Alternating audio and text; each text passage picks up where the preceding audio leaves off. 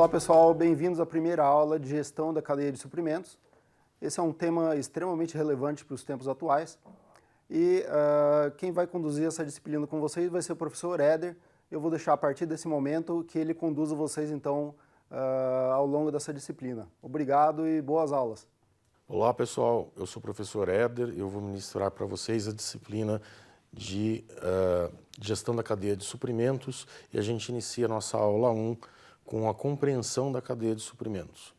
O professor Marcelo, ele iniciou a minha apresentação, eu vou falar a meu respeito com um pouco de mais de detalhes. Eu sou engenheiro mecânico com ênfase automobilística, sou formado pela Faculdade de Engenharia Industrial, a FEI, tenho um mestrado em Engenharia de Fabricação pela Unicamp e sou doutorando em Engenharia de Fabricação também pela Unicamp. Tenho formação como Lean Six Sigma Black Belt. A minha experiência, eu tenho 23 anos de experiência no setor automotivo, sou professor universitário e atualmente eu sou sócio-diretor da consultoria Aurea Orbis, que é uma consultoria de engenharia e negócios. Objetivo da disciplina. O objetivo da disciplina de gestão da cadeia de suprimentos é fazer uma abordagem mostrando os conceitos importantes da disciplina, mas voltados mais para a nossa condição do século XXI. Então eu vou dar uma roupagem um pouco mais tecnológica, tanto em aspectos de engenharia como aspectos metodológicos. Então o objetivo da disciplina é entender a cadeia de suprimentos, que eu vou chamar genericamente agora nos meus slides de CS, e o seu impacto na empresa. Então, como que ela influencia, qual que é a dinâmica, por que é importante estudar essa disciplina, identificar decisões chaves em cadeia de suprimentos.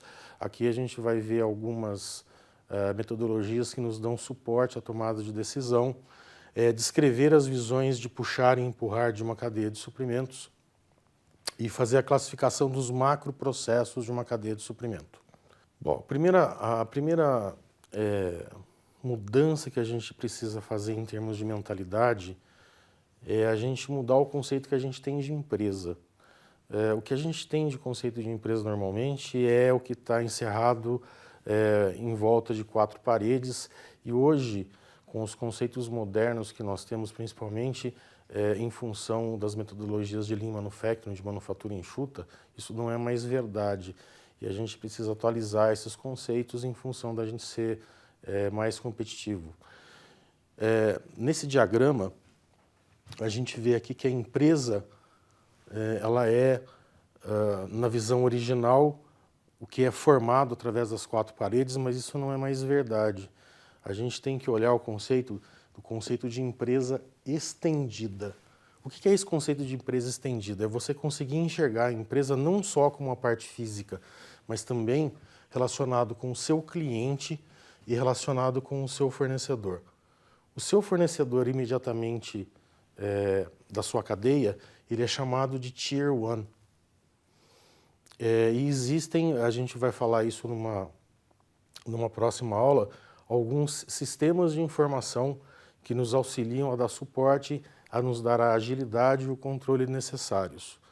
Então, entre o fornecedor e a empresa, por exemplo, a gente tem os famosos sistemas MRP, Material Requirement Planning, que é o sistema que faz o planejamento da parte de materiais. Dentro da empresa, a gente tem toda uma quantidade de projetos, de sistemas de informação que estão relacionados com parte de produção, finanças, compras, qualidade, marketing, que eles dão suporte interno da empresa. E da empresa em diante, nós temos uma parte que está relacionado com a gestão que a gente faz do nosso cliente, que é o Customer Relationship Management.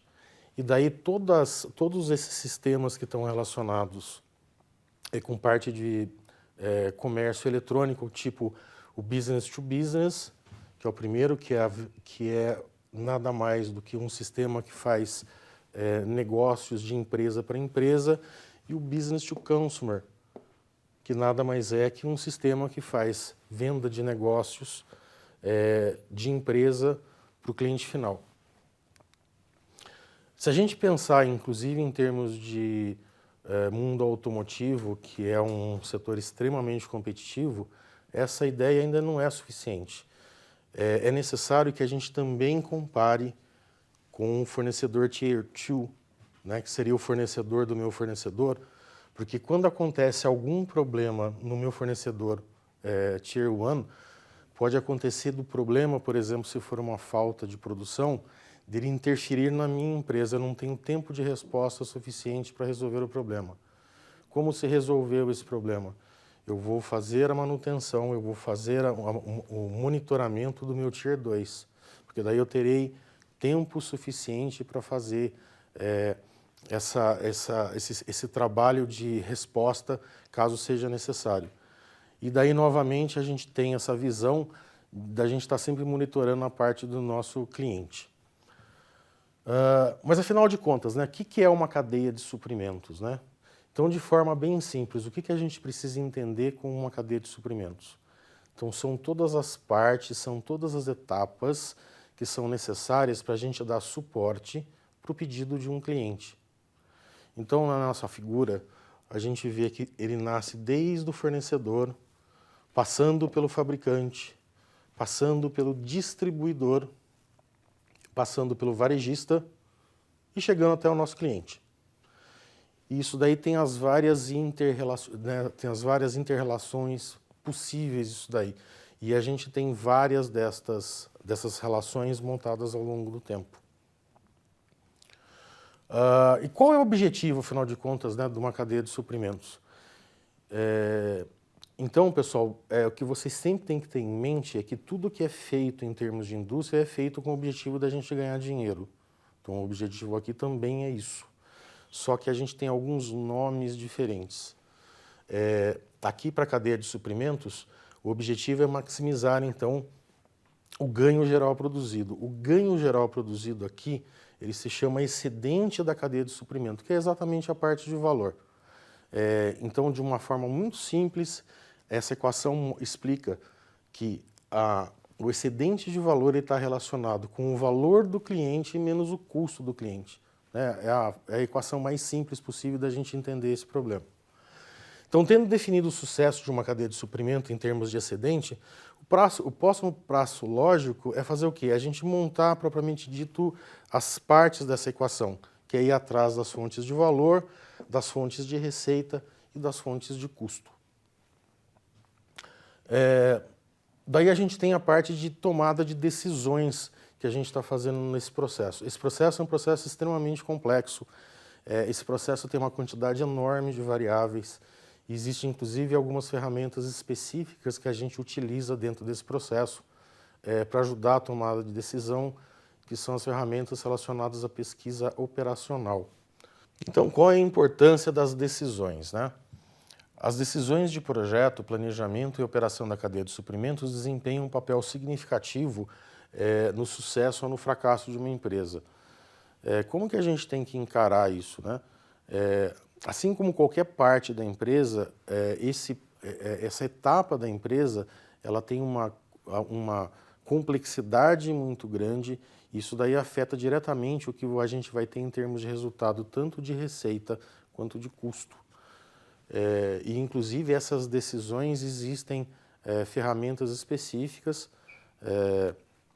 Na parte de pesquisa operacional, em especial, a gente vai ver um exemplo numa aula próxima, que são as árvores de decisão que nos auxiliam a trazer ciência para nos ajudar a fazer essa tomada de decisões. Para manter a competitividade, as cadeias de suprimento devem evoluir e adaptar-se às novas tecnologias do cliente. Pessoal, tudo deve estar sempre em constante evolução. Se a gente parar no tempo, a gente vai ser atropelado pelas tecnologias novas, pelos novos concorrentes, e a gente deixa de ser competitivo. Uma marca que ela é extremamente importante como referência é o Walmart. O Walmart ele é uma referência na utilização dessas ferramentas, na utilização de projeto, na utilização de tecnologias para fazer planejamento e para fazer a operação em si da cadeia de suprimentos. As fases de decisão de uma cadeia de suprimentos. Quando a gente estuda administração estratégica, a gente precisa começar a entender algumas posições com relação a como é que a gente monta as estratégias. E existem 3 níveis de decisão. Então, o primeiro é a estratégia a longo prazo, que é uma estratégia que você vai pensar assim num horizonte entre 5 a 10 anos.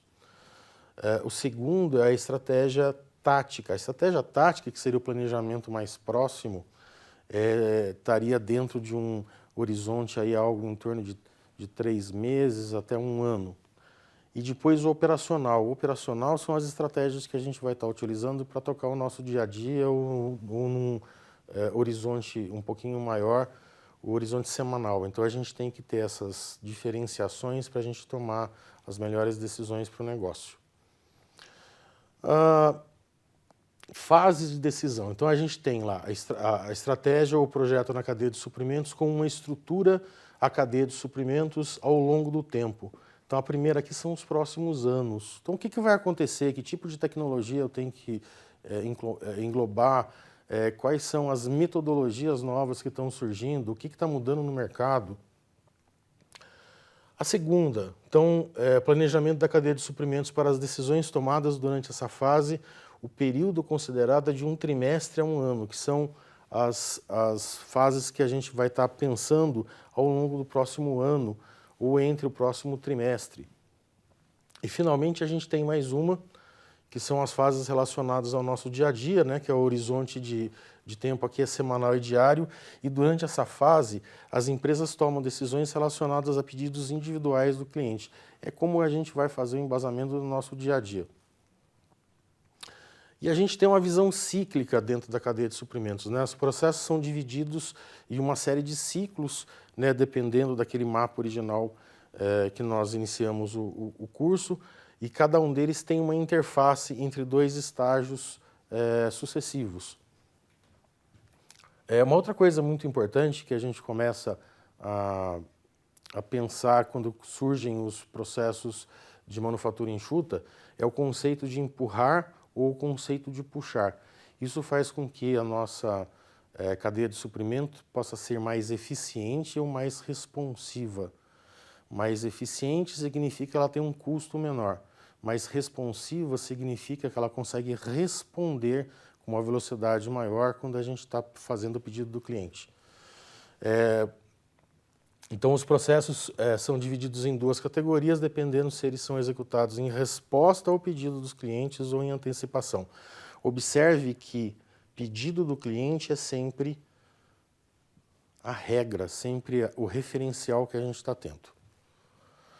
Quais seriam esses ciclos, né? Então, existem vários ciclos, ciclo de aquisição, manufatura, reposição e pedido, que eles estão relacionados entre essas fases, né? A fase do fornecedor, a fase do fabricante, aqui eu tenho o meu ciclo de aquisição, depois entre o fabricante e o distribuidor, no qual eu tenho o meu ciclo de manufatura, entre o distribuidor e o revendedor, no qual eu tenho o meu ciclo de reposição, e finalmente entre o meu revendedor e o meu cliente, no qual eu tenho o pedido do cliente. Numa visão cíclica um pouco mais sofisticada, né, para a gente conseguir enxergar os vários processos, a gente tem processos do tipo empurrar e processos do tipo puxar, no qual a gente tem como fronteira o conceito da chegada do pedido do cliente. Isso é a fronteira entre os processos de empurrar e puxar. Então, nós temos alguns processos aqui, que eles são empurrados, ou seja, eu começo a executar antes que o pedido já exista, e eu tenho os processos do tipo puxar, que eles são baseados depois que o pedido é feito. Novamente, né, o que acontece? Nós temos os nossos ciclos dentro desse formato, né? A gente tem um ciclo de aquisição entre o fornecedor e o fabricante, que está dentro do processo do tipo empurrar. Temos outro ciclo entre fabricante e empresa, que são os processos de reposição e manufatura. Aqui, novamente, a gente tem essa barreira, esse limite, que é a chegada do pedido do cliente, no qual a gente vai ter os processos de puxar, no qual a gente tem o pedido do cliente, que ele é feito entre a empresa e o cliente. A gente tem dois ciclos, né? O ciclo de aquisição e o ciclo do pedido do cliente de manufatura, também seguindo o conceito do processo do tipo de empurrar ou do tipo puxar, no qual a gente tem o primeiro, a aquisição, um processo, né, de empurrar, e um processo do tipo puxar, que é o processo de pedido do cliente e da manufatura. Os macros processos dentro de uma cadeia de suprimento. Então, isso aqui a gente precisa pensar um pouco naquele conceito de visão de empresa estendida. Então, a gente tem os primeiros aqui, o SRM, que é o Supplier Relationship Management, é a gestão do relacionamento com o fornecedor, no qual está relacionado com origem, negócio, tipo de compra, colaboração de projeto, colaboração em fornecimento, passando para o Internal Supply Chain Management, que seria a gestão da cadeia interna de dentro da empresa, no qual a gente está falando de planejamento estratégico, planejamento de demanda, fornecimento, a parte de execução e a parte de serviços.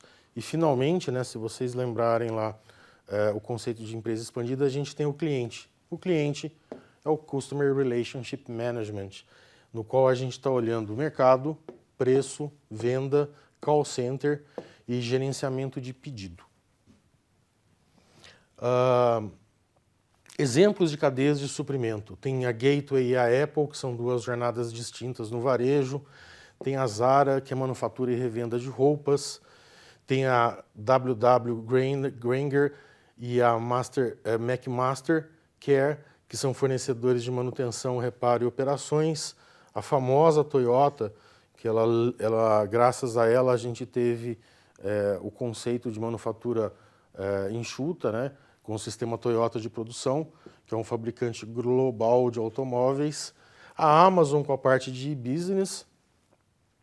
E a Marcis, que é varejo de Omnichannel. Então, pessoal, essa foi a aula 1.